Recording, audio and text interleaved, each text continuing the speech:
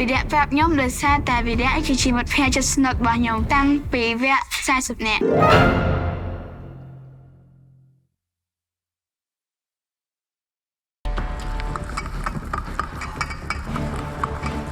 មើលទៅខ្វះ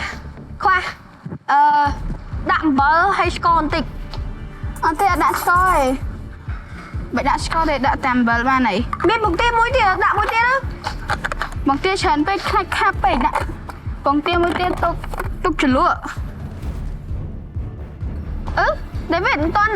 មានប្រាប់ថាឲ្យវះលាមកវាចេញហ៎រះហើយ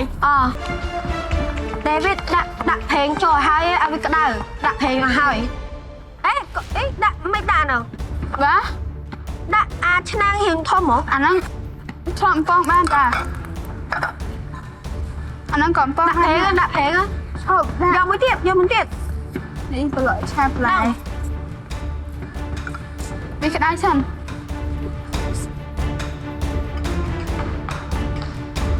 មើលទៅត្រូវដាក់ម្សៅទៀតវាអត់ជាប់ផងណាដាក់ទឹកទៀត